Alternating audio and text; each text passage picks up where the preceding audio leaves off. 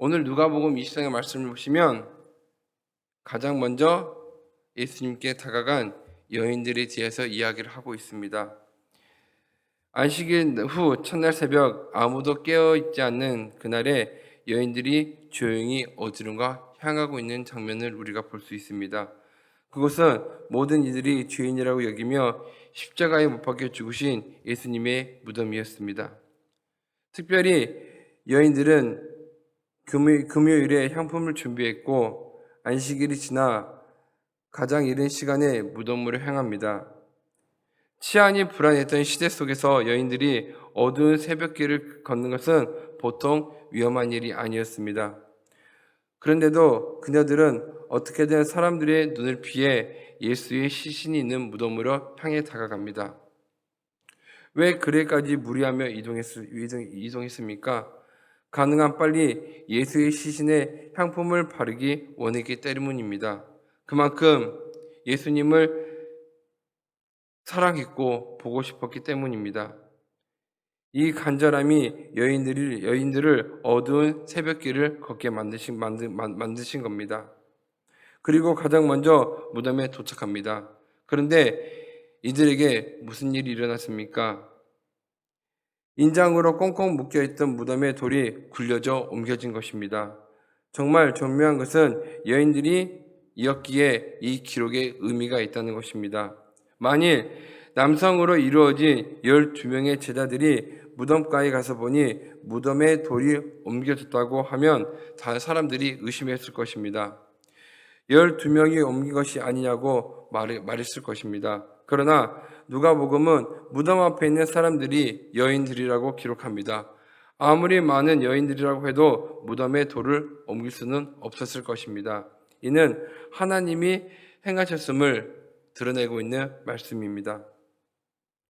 3절에서 8절 말씀 보시면 가장 먼저 들은 말씀을 우리가 또한 들어볼 수 있습니다. 가장 먼저 도착한 여인들이 본 것은 돌이 옮겨져 있는 열린 무덤이었습니다. 그리고 여인들은 무덤 안으로 들어갑니다. 3절에 들어가니 주 예수의 시체가 보이지 아니하더라. 분명 예수의 시신이 놓인 자리에 아무것도 없었습니다. 말 그대로 빈 무덤이었습니다. 이에 여인들은 근심합니다. 사랑하는 예수의 시신이 훼손된 것이 아닌가. 근심하는 그녀 앞에 두 사람이 나타납니다. 그 두 사람은 하나님이 보내신 천사들이었습니다. 5절 6절 말씀에 여자들이 두려워서 땅에 얼굴을 대니 두 사람이 이르되 어찌하여 살아있는 자를 죽은 자 가운데 찾느냐 여기 계시지 않고 살아나셨느니라. 갈릴리에 계실 때에 너희에게 어떻게 말씀하셨는지를 기억하라. 두 천사가 여인들에게 하는 말은 충격적입니다. 예수께서 너에게 하신 말씀을 기억하라는 것입니다. 여인들은 가장 먼저 무덤에 도착했을 뿐만 아니라 그분의 말씀을 가장 먼저 듣고 기억하게 됩니다. 7절에 이르시기를 인자가 죄인의 손에 넘겨져 십자가에 못 박히고 제3일에 다시 살아나야 하니라 하셨느니라 한데 이에 여인들은 예수의 말씀을 기억해냅니다. 자신들이 예수의 무덤을 찾으러 간 시점이 바로 예수님께서 부활을 말씀하신 그날이기 때문입니다. 그렇습니다. 예수님은 말씀하신 그대로 3일 만에 부활하셨던 것입니다. 우린 예수의 말씀을 듣고 믿는다고 하면서 실제로 다가온 그분의 말씀 앞에서 너무나도 당황합니다. 심지어 믿음으로 기도한 제목이 이루어지면 진짜 그 일이 일어난 것이 맞는지 의심까지 합니다. 그러나 말씀이신 그분이 말씀대로 부활하셨듯이 우리가 믿는 그분의 말씀을 늘 그분 계획 안에서 성취될 것입니다. 예수님은 말씀하신 대로 부활하셨습니다. 부활의 현장에서 두 천사도 예수님의 말씀을 인용합니다. 그리고 여인들은 가장 먼저 그 말씀을 듣고 그날의 기억을 되살립니다. 그러나 그곳에 있었던 여인들은 예수를 사랑했기에 그 말씀을 바로 기억해낸 것입니다. 기억한 믿음의 말씀이 있었기에 천사가 인용한 예수님의 말씀을 바로 믿었던 것입니다. 우리에게 그분의 말씀이 어떤 의미를 담고 있습니까? 혹시 우리는 늘 증거와 표정만을 구하고 있지는 않습니까? 솔직히 우리가 증거가 부족해서 믿지 않는 것입니까? 믿고 싶은 부분만 믿으려 하기 때문에 그런 것은 아닙니까? 혹시 우리에게 여인들의 믿음이 있으십니까? 예수가 그저 좋아서 그분이 계신 무덤으로 가장 먼저 향했고 그분의 말씀이 언제든지 기억날 수 있도록 예수를 붙들고는 있습니까? 근데 여인들은 그러했습니다. 그렇기에 가장 먼저 예수의 부활을 소식을 듣고 전하게 된 것입니다.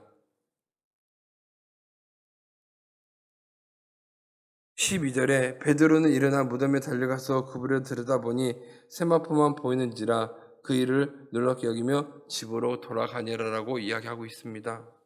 예수님이 다시 부활하실 것이라는 말씀을 가장 많이 들었을 가장 많이 들은 사람은 아마 베드로였을 것입니다. 그러나 그도 의심합니다. 아직까지 사도들과 베드로는 예수에 대한 그들의 생각을 바꾸지 않았던 것입니다. 예수님은 유대의 왕으로 이 땅을 다스릴 정치적 지도자라는 자신들의 이해를 벗어나지 못하고 있습니다. 그만큼 예수의 말씀을 신뢰하는 것, 그리고 그분의 말씀을 믿고 행동하는 것이 쉬운 일은 아님을 우리는 볼 수 있습니다. 베드로는 빈 무덤에서 무슨 생각을 했을까요? 진짜 예수의 부활을 믿었을까요? 누가는 베드로의 행동을 보여줌으로써 우리에게 예상할 수 있는 모습을 보여주고 있습니다. 아마 베드로는 예수님의 부활을 직접 보지 않는 이상 믿지 않았을 것입니다. 예수님이 부활하고 돌아왔을 때 도마는 말합니다. 내가 당신의 손과 발의 옆구리에 내 손이 들어가면 내가 당신을 믿을 것입니다 라고 이야기합니다. 예수님은 직접 넣어보시라고 말씀하시면서 너는 나를 보고도 믿느냐? 보지 않고 믿냐는 복되도다라고 말씀하십니다. 우리는 예수님을 보지 않고 우리의 신앙으로 믿으며 나아갑니다.